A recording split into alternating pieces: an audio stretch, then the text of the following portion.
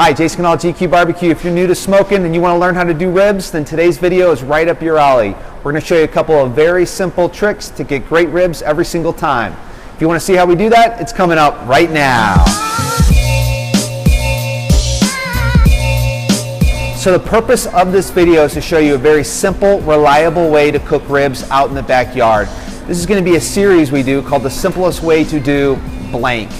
We're also going to do a series called Competition Blank.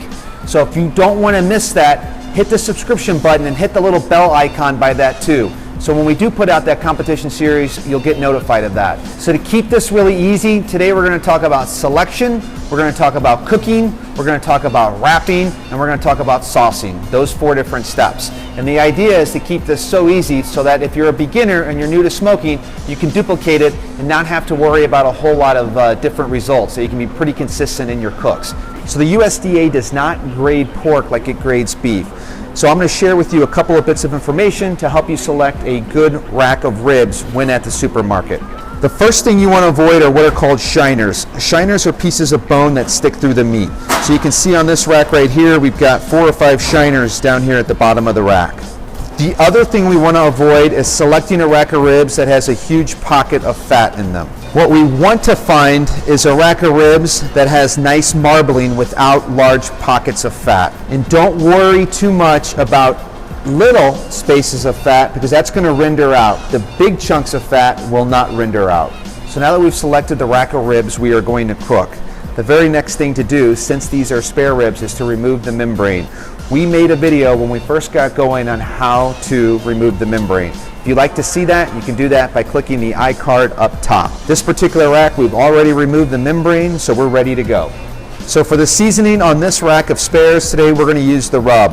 I love the rub because of the taste that it puts on the ribs and also because of the color that it puts on it. So we're going to put a nice medium coat of the rub on all sides of the ribs. Also, don't forget to rub both the top and the bottom of the rack of ribs. All right, so we got these rubs seasoned up. The next thing we need to do is throw them on the smoker. I like to cook spare ribs for about 4 hours at a temperature of 275 degrees. We're gonna leave these spares unwrapped for about 3.5 hours, and then we're gonna wrap them for about a half hour, and then we're gonna pull them off when they get just right. One other thing I wanna note is the temperature that you're cooking at isn't always the exact same that reads on the gauge. Get yourself an oven thermometer, set it right next to the rack of ribs to ensure you're cooking at 275 degrees. So the ribs have been smoking for 3.5 hours at 275. Let's take a look at them. Color on these is absolutely perfect. We've got some nice pullback up here from the bones and where the edge of the rib is. The next step is the foiling process. How do we know these ribs are ready to be foiled? After 3.5 hours at 275 degrees, you should be able to run your finger over the ribs and not flick off the bark. That means it's set, it's not going anywhere. So now we can add our flavor into the foil. And I like to use just a very simple approach of honey, brown sugar, and butter.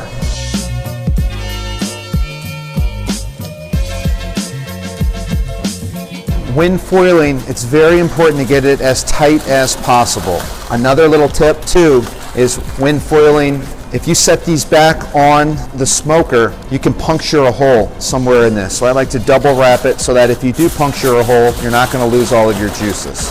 And then we're going to put these back into the smoker for about 20 minutes, and then we'll test for doneness. So it's been about 25 minutes, and I'm going to go ahead and check these guys for doneness.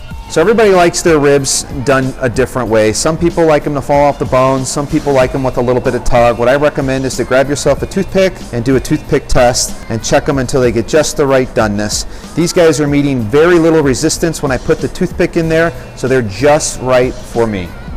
So the last thing we're going to do is apply sauce to these ribs. Today we're going to use the topper. This is going to allow for one final layer of flavor. You want to select a sauce that's going to complement whatever flavors you put into the wrap. So we went with a very sweet wrap, so we're going to use a very savory sauce. So these are going to go for 15 more minutes in the pit just to give that last kiss of smoke and to set that sauce. So we just pulled these ribs off after sitting on the pit for about 15 minutes. These probably don't need any other flavor at all. However, you can certainly add rub, you can certainly add sauce to it if you feel like you need to get anything else in there. But I think these are going to be great just the way they are. So we're going to go ahead and get them cut up and give them the old taste test.